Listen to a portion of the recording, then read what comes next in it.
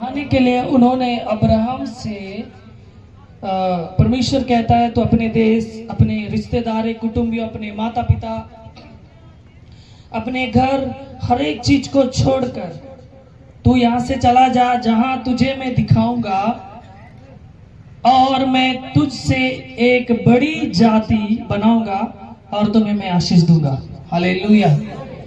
Abraham पता नहीं किस जाति का था। हम लोग पुराने युग के अनुसार मानेंगे तो यहूदी जाति से ही लोग थे शायद परमेश्वर के युग के समय में। और परमेश्वर कहता है अपना राज्य के बढ़ाने की बात, तो नबी अब्राहम से वो कहता अपने रिश्तेदार, अपने माता पिता, अपने धन संपत्ति, अपना देश, हर एक चीज को छोड़कर तो वहां पे जा जहां मैं तुमको दिखाऊंगा और मैं तुम जिस जाति से हो ना उस जाति से भी बड़ा जाति बनाऊंगा। हालेलुया। वो जाति कौन सा है? उनके वंशज हम लोग हर एक जन। हालेलुया। क्योंकि प्रभु के पास आने के लिए कोई जातिवादी की कोई जरूरत नहीं होती। परमेश्वर ने आज बहुत बड़ा जाति बनाया, पूरा विश्व में लोग प्रभु के चाहता लोग हैं और हम हर एक जन नबी अब्राहम के वंशज कहलाते हैं। खुदा के कलाम में लिखा है। हालेलुया।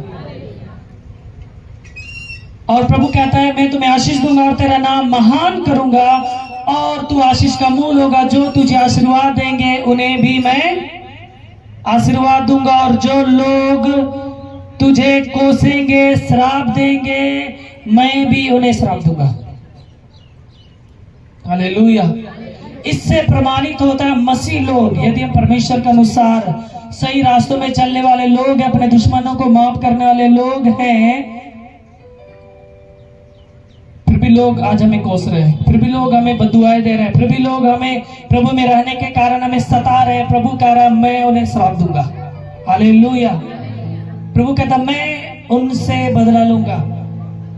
और आज तुरंत कोर्ट कचहरी, आज तुरंत हम लोग लाठी, बांस, पुलिस प्रशासन का हम लोग एक सहारा लेते हैं, मगर प्रभु कहता है मेरे ऊपर छोड़ दो, तुम बर्दाश्त करने की क्षमता रखो, परमेश्वर के अनुसार चलो। प्रभु कह रहा है मैं बदला लूंगा। आज लोग थोड़ा सा गाली दे दिए, थोड़ा सा लाठी चला दिए, हम लोग तुरंत बदला का भावना पंचायत बैठा दे। प्रभु कहता है बदुआ के बदले तुम उन्हें आशीष दिया करो। हालेलुया। क्योंकि बदला लेने वाला परमेश्वर जिंदा खुदावंद प्रभु है, जो कि वो हमसे कहता है जो कोई तुझ पर आंख दिखाए, जो कोई तुझे गाली दे, श्राप दे, मैं बदला लूंगा। नबी इब्राहिम को उन्होंने कहा और उसने कहा भूमंडल के सारे कुल तेरे द्वारा आशीष पाएंगे। हालेलुया। प्रभु के आराधनालय में आते हैं मसीह लोग या अन्य जाति हो, जो भी वचन सुनते हैं कोशिश करें अपने दुश्मनों को माफ करने के लिए। हालेलुया।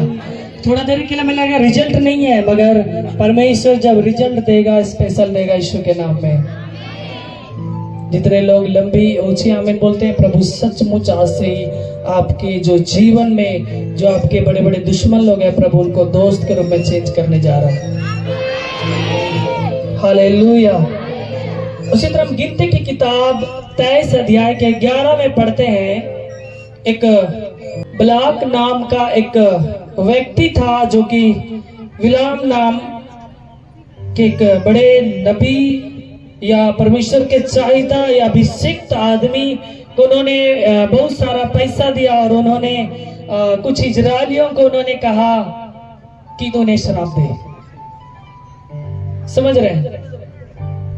गिनती की किताब 23 अध्याय के 11 में हम निकाल सकते हैं। उन्होंने कहा कि तू उन्हें श्राप दे, मगर मालूम है परमेश्वर का दास जब इजरायलियों के बीच में गया तो परमेश्वर के कलाम में लिखा है उनके जुबान से श्राप नहीं बल्कि आशीष ही आशीष निकल पड़ा। हालेलुया।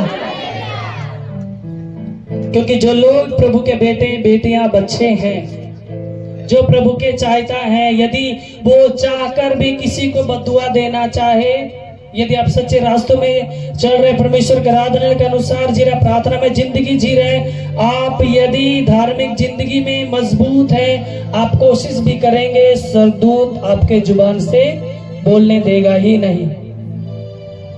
ये जिंदा जलाली परमेश्वर का काम है। हालेलुया।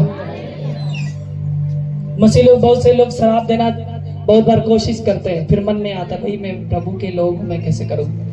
इसी तरह से मुझे एक बात याद है, जब मैं पहले बताया था, एक आदमी मम्मी को बड़ी गंदा गाली दिया था और चप्पल चोर बोल के उन्होंने जबरदस्ती उनके ऊपर वो बात थोपा था। तो गुस्सा से लगा कि मेरी माँ को कोई बोल दे, तो मुझे लगा मुझे एफआईआर करना चाहिए। तो मैं यहाँ से 10 बजे तक उस इंसान का मैं इंतजार करता रहा कि वो आके यहाँ माफी मांगे, मैं कर दूं, क्योंकि मैं परमेश्वर का दास हूँ। कैसे हो सकता है कि मैं उनके ऊपर एफआईआर करूं।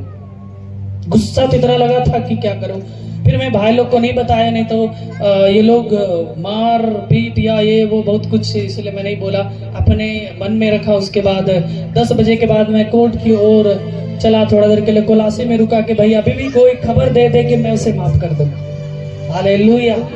जैसे मैं कोलासी में जाके चाय दुकान के पास बैठा और कुछ लोगों से मैं शेयर कर ही रहा था बात को, इधर से कॉल आया कि उनके घर से लोग माफी मांगने के लिए आए। तो मुझे अंदर से बहुत खुशी हुई कि कम से कम एक दुश्मन घर आकर, जो मम्मी के बारे में उल्टा पुल्टा बोला था, घर आकर माफी मांगने के लिए कम से कम गिड़गिड़ा रहा है। मैं आया और थोड़ी देर के लिए उनको डांटा और समझाया कि हमारे साथ क्या, और भी यदि ऐसे बेकसूर लोग रहेंगे आप कभी भी नहीं बोल सकते। वो व्यक्ति क्या बोला, आपके घर से लोग आज के बाद गलती भी करेंगे ना, मैं नहीं बोलूंगा। मैं बोला नहीं, गलती गलती होता है भाई, गलती करे तो आपका वाजिबन बात है बोलना। यदि गलत ना करे तो कोई भी रहे, मेरा घर का रहे, कोई भी रहे, आप बोलने वाले कौन होते हैं। वो व्यक्ति कम से कम एक बात सीख के गया। हालेलुया। इसलिए मेरे प्रियो, ये परमेश्वर के बच्चों का पहचान है। हमें बदला का भावना नहीं लेना है। जिस तरह से ब्लैक व्यक्ति ने परमेश्वर के दास गुलाम से कहा कि मैं तुम्हें पैसा देता हूं, तो इजरायलियों को श्राप दे, बदुआ दे, क्योंकि तो परमेश्वर का दास है, तू जो बोलेगा लग जाएगा। मगर परमेश्वर का दास जानता था कि परमेश्वर मेरे साथ है और परमेश्वर के मैं चुना हुआ व्यक्ति हूँ, मुझे क्या करना चाहिए। कोई आगे पढ़ देंगे। बात यहोवा ने मुझे सिखलाई, क्या मुझे उसी को सावधानी से बोलना ना चाहिए। हालेलुया। हालेलुया। परमेश्वर के दास ने कहा, परमेश्वर से मैंने जो बात सीखी है, परमेश्वर के द्वारा मैंने जो सीखा है, मुझे उसी को बोलना है सावधानी से। हालेलुया। परमेश्वर ने हमें आशीर्वाद देने के लिए हमारे जुबानों को, हमारे हाथ पैरों को सही सलामत रखा है। गंदी गाली देने के लिए नहीं, बुरे निगाहों से बुरे बात बोलने के लिए नहीं, बल्कि दुश्मनों को अच्छी अच्छी बातें और समझाने और बुराई के बदले आशीषित का कारण बनने के लिए परमेश्वर ने हमें बनाया है। हालेलुया। उन्होंने हमें इसीलिए चुना है। बहुत से लोगों को गुस्सा लग रहा होगा, क्या बता रहे हैं। अब वो दुश्मन के भला में माफ करिए, हमरा ना सतल के और ना सतल के हमरो सास अखनी बुढ़ाई लो छे, जवान रहे तक हमरे ना करे रहो, हमरो ससुर बुढ़ा बुढ़ा अखनी के छमराई देव दे। उन्होंने अपना कर्म किया, आपको अपना कर्म करना है। हालेलुया। हमारे बारे में, हमारे दादाजी जमीन के बारे में 25 साल टाइटल सूट लड़े। दादाजी चले गए, पापा लोग तो किए नहीं। हम लोग थोड़ा शिक्षित हैं, जमीन के बारे में यदि करें तो हो ही जाएगा, मगर हम लोग वो नहीं चाहते। दादाजी ने जो किया हमें वो नहीं करना है। हालेलुया। हमने अपने दुश्मन को माफ कर दिया। कितने लोग अपने अपने दुश्मनों को माफ कर रहे हैं? हाथ उठाएंगे सही दिल से। दोबारा जाके जुबान नहीं लड़ाना। ताली बजा देंगे जोर से। जो मकसद से आप यहाँ